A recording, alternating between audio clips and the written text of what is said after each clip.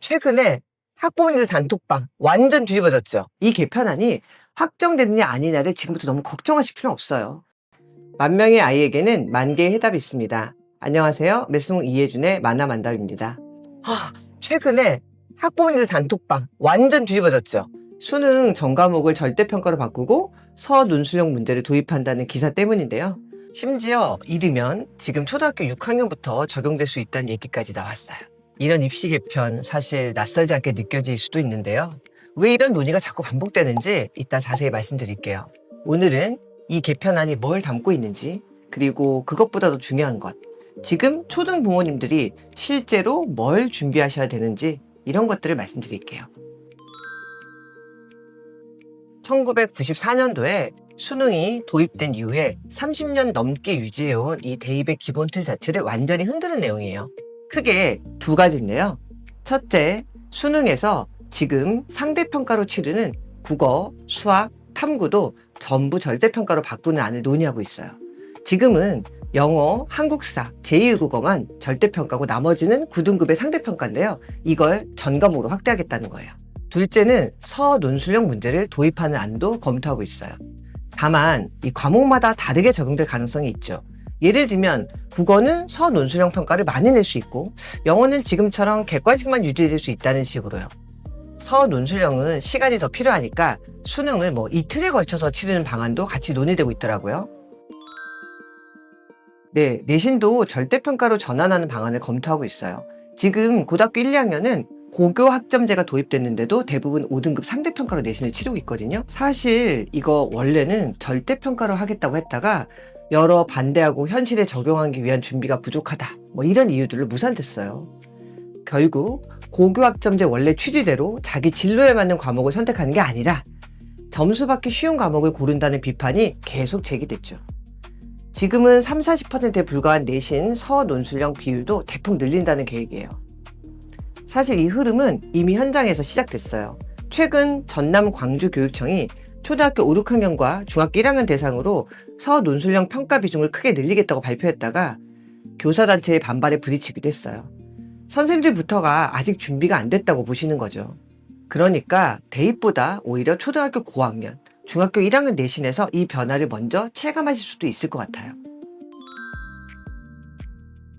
지금 방식으로는 미래 인재를 못 키운다는 위기감 때문이에요.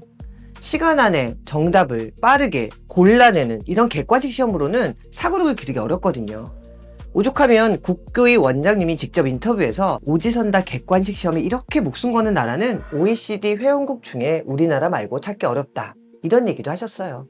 학교 시험부터 글을 읽고 분석하고 글로 풀어내게 하고 수능에도 그런 형식을 들여와야 교육이 바뀐다는 취지고요.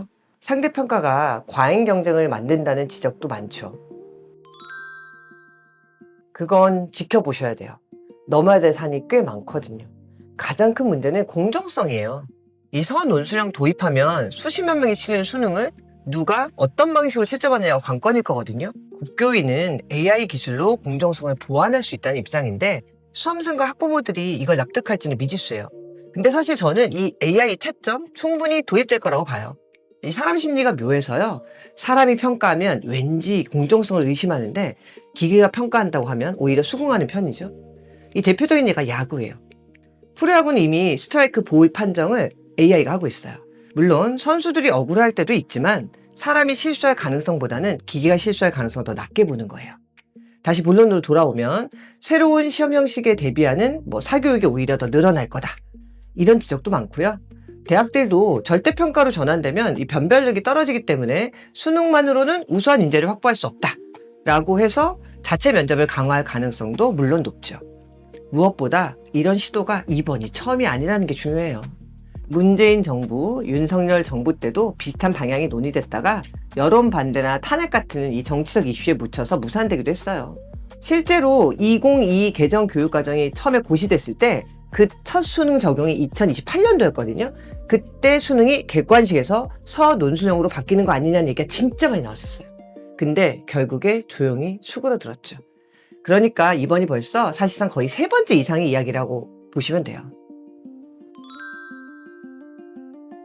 바뀌어야 된다고 하긴 했지만 이렇게 말씀드리고 싶어요. 이 개편안이 확정되느냐 아니냐를 지금부터 너무 걱정하실 필요는 없어요. 사실 뭐 확정이 된다 해도 아직 시간이 좀 남아 있고요. 과거의 여러 사례처럼 논의 과정에서 무산될 가능성 높습니다. 다만 힘들긴 해도 저는 무산되는 게 꼭 좋은 건 아니란 입장이에요. 그런데 우리 어머님들 입장에서는 개편안의 확정 여부를 떠나서 정말 중요한 게 뭔지 생각해 보셔야 돼요. 평가가 서술형으로 바뀌든 바뀌지 않든 결국 공부의 본질은 하나예요. 자기 생각을 왜 이런 답이 나왔는지 스스로 설명할 수 있는 힘? 이게 원래부터 공부의 본질이었다는 거죠. 서논술형 문장을 당장 잘 쓰도록 훈련하는 것보다 먼저 아이의 생각하는 힘 자체가 길러져야 돼요. 그게 진짜 본질적인 사고의 힘이에요.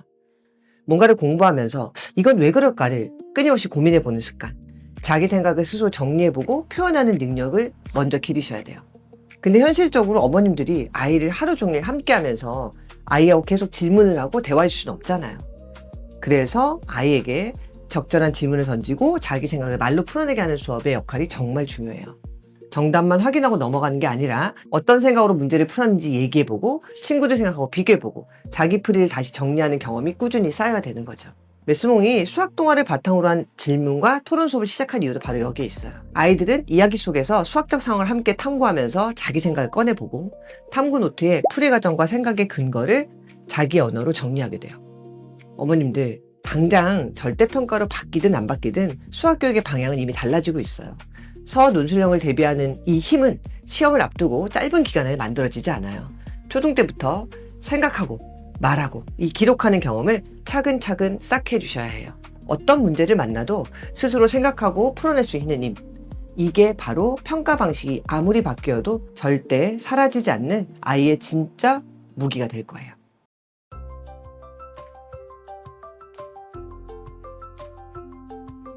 아까 말씀드렸던 약수와 배수, 약분과 통분, 분수의 덧셈과 뺄셈으로 이어진 이 세 개의 라인이 한 줄로 움직이기 때문에